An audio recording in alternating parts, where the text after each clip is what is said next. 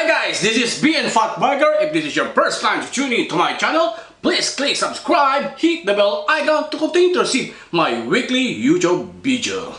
Okay, as a YouTube bloggers like me, I know you're receiving a lot of bashers, okay, trash talkers, and spammers, okay? Ayaw talaga natin na magkaroon ng mga ganito, di ba? Okay, may kakilala nga ako, sinatdown ang kanyang buong YouTube channel at matagal na siya sa kanyang YouTube as vlogger.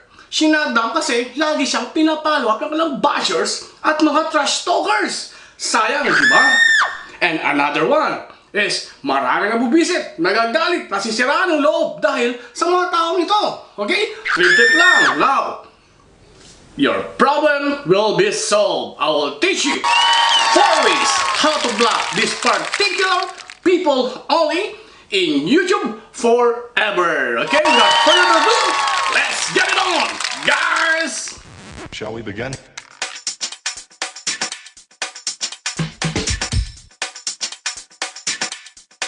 Let's begin now.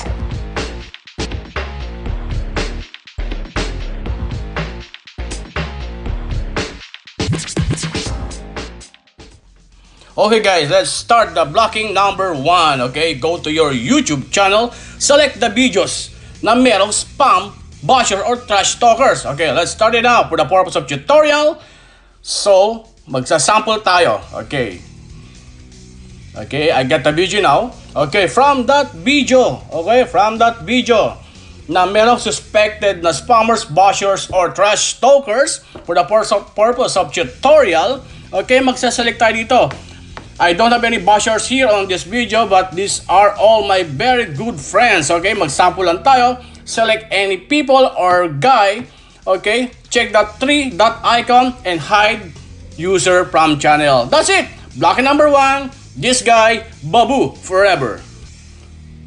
We're now in a blocking number 2, guys. So go to your YouTube channel again. So you can select your YouTube Studio icon or drop down menu on that your icon of YouTube. Okay, click that YouTube Studio. Okay, after clicking it up, you are now in your YouTube Studio. Go to the comment portion, click it. Okay, once you click it, you will have all your comments. Okay, all your comments across all your videos. Again, for the purpose of discussion, knowledge, tutorial, these are all my good friends. Okay, select any people, then check the 3 dot icon, and then hide user from channel. That's it. It's done. Block forever. Goodbye.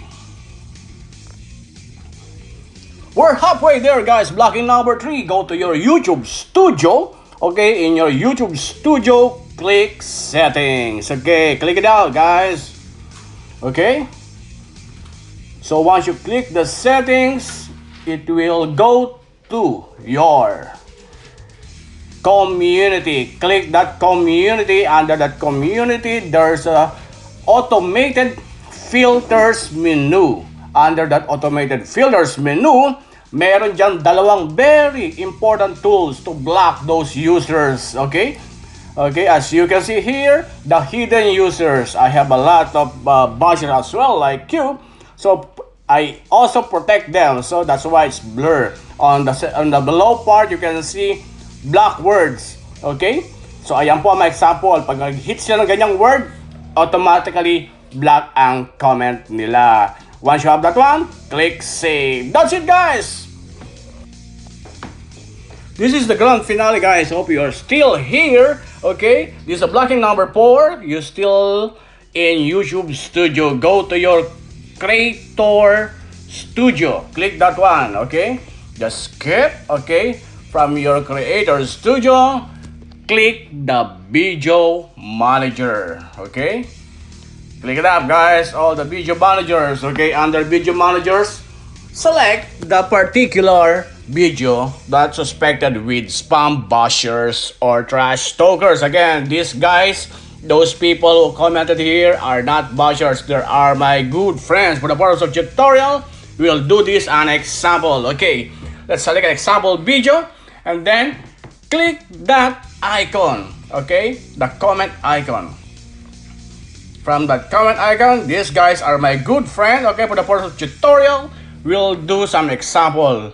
Click that icon again and then hide this user's comments on this channel. And it's totally black in YouTube forever. Okay guys, hope you learned something to me. This is VNfatBIKER. And wait, there's more. Check my bonus. Last slide. Catch me next week for this how to blur face